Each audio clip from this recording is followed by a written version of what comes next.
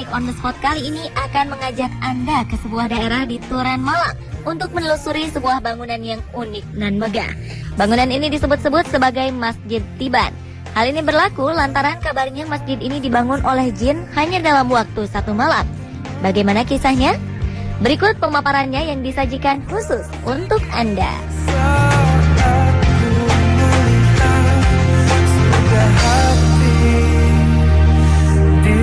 Menurut mitos, bangunan unik dan megah ini merupakan Masjid Tiban yang konon pembangunannya dilakukan oleh bangsa jin dalam 1 malam.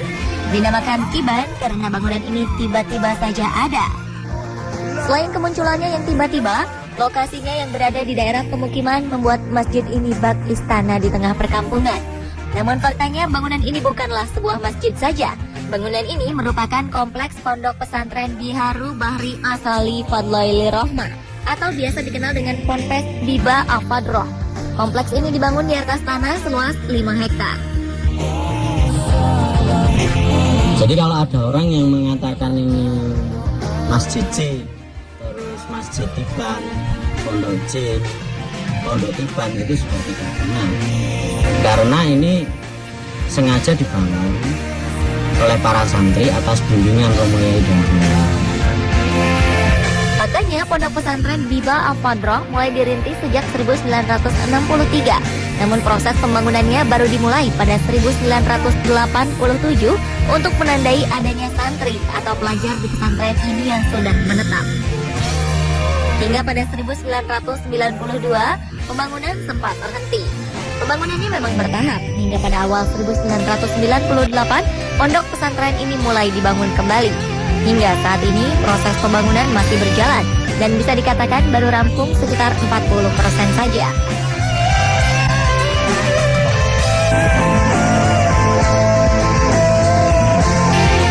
Bangunan di sini ini kan sebenarnya adalah jawaban. Jadi media sebagai media jawaban dari persoalan yang ada. Jadi awal mulanya sebagai berfungsi secara rohani. Jadi Romo Yai sebagai arsiteknya, jadi karena yang menentukan tata letak, tata bentuk, tata warna, ini beliau. Kalau sekarang bunyi ini berdasar istikharah beliau. Nah, beliau ini istikharah dari apa? Dari masalah yang ada.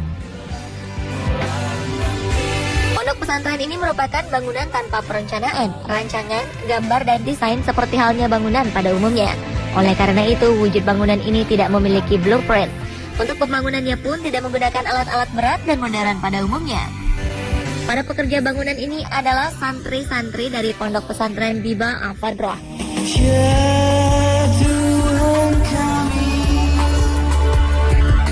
Menurut Romo Kiai Ahmad, ini merupakan pembelajaran para santri sebagai praktek hidup beragama dengan tujuan menghilangkan penyakit hati agar lebih bisa menerima ajaran agama Islam. Santri yang datang ke pondok pesantren ini berasal dari berbagai daerah di Indonesia, seperti dari Pulau Sumatera, Banyuwangi, Trenggalek, dan Ponorogo. Total santri yang menetap di pondok ini sekitar 335 santri, termasuk 51 kepala keluarga yang tinggal bersama anak dan cucu.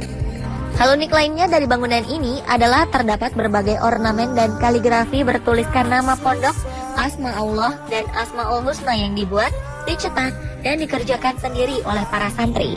Desainnya sudah tentu tidak akan ditemukan di tempat lain.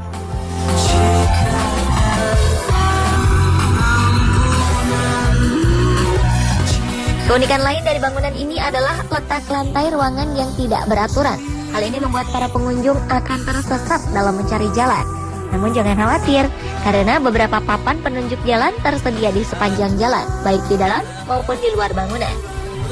Pembangunan pondok pesantren ini mengikuti kontur tanah yang berbentuk palung, dan menurut penuturan Pak Ipung dalam pembangunannya, tidak merubah tekstur tanah dan tekstur air, bahkan pohon-pohon yang ada tidak ditebang. Bangunan utama di pondok pesantren ini memiliki 10 lantai dan lift. Arsitektur bangunan yang mengagumkan dapat dilihat mulai dari gapura dan pos depan masjid yang bergaya seperti candi hingga kompleks bangunan utama. Dari pintu masuk kita akan langsung menemukan tempat istirahat pria. Ada hal unik di tempat ini. Di dalamnya terdapat air yang dapat keluar dengan menggunakan alat sensor. Air ini alami, langsung dari sumbernya, tidak dimasak dan merupakan hasil penyulingan. Air ini digunakan untuk membasuh wajah dan dapat diminum. Terdapat beberapa khasiat bagi mereka yang percaya, terutama sebagai pembawa berkah dan baik untuk kesehatan. Di sebelahnya terdapat tempat peristirahatan perempuan. Ruangan ini dihiasi kaligrafi dan ornamen unik. Kedua ruangan ini juga biasanya digunakan santri pasangan suami istri yang tengah bertengkar dan ingin menenangkan hati serta mengintrospeksikan diri. Mereka biasanya datang untuk riyadhah, menetap lebih dari 3 hari dan mengikuti aturan dan tata tertib pondok pesantren. Dari sana kita dapat memasuki ruangan akuarium dengan berbagai koleksi ikan. Tempat ini juga bisa digunakan sebagai tempat riyadhah untuk berdiam diri, menenangkan hati, dan mengintrospeksikan diri agar tercipta harmonisasi keluarga. Jika sesuai kontur tanahnya, ketiga ruangan ini berada di lantai 3. Naik ke lantai 4 adalah tempat khusus bagi keluarga Romo Kiai Ahmad untuk menerima tamu. Lantai selanjutnya biasa digunakan untuk ijab kabul dan resepsi pernikahan. Selain itu ada juga mimbar untuk sholat Idul Fitri dan Idul Adha, serta hari-hari besar Islam lainnya. Setiap harinya ruangan ini juga digunakan untuk sholat asar, maghrib, dan isya. Untuk sholat subuh, musola yang digunakan ada di lantai 3. Sedangkan untuk sholat zuhur dan sholat Jumat menggunakan masjid yang berada di luar bangunan. Pembagian tempat ini agar semua musola yang ada di pondok pesantren selalu digunakan.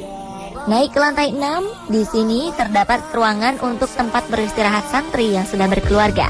Di lantai 7 terdapat supermarket, di lantai 8 terdapat kios-kios, pasar, serta kafetaria yang dilengkapi juga dengan kolam ikan. Lantai 9 berupa gunungan, dan lantai 10 berupa puncak gunung. Di sini kita bisa melihat pemandangan Kabupaten Malang dan sekitarnya.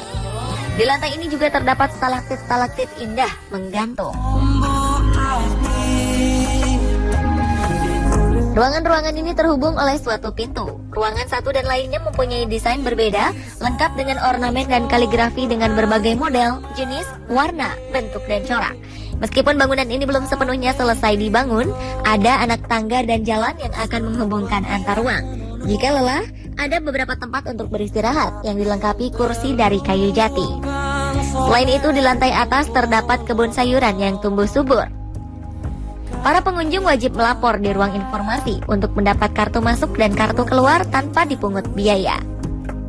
Karena keunikan dan kemegahan bangunan pondok pesantren ini, tak ayal bila pondok pesantren ini sering dikunjungi wisatawan, baik yang ingin menenteramkan hati serta mengintrospeksi diri, atau hanya sekedar mengagumi bangunan unik dan megah ini.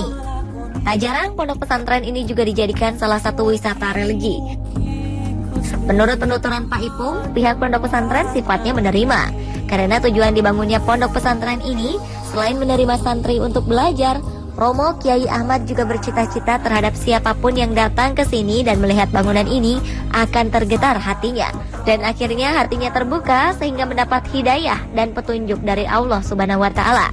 Serta penyakit-penyakit hati yang ada di dalam diri hilang.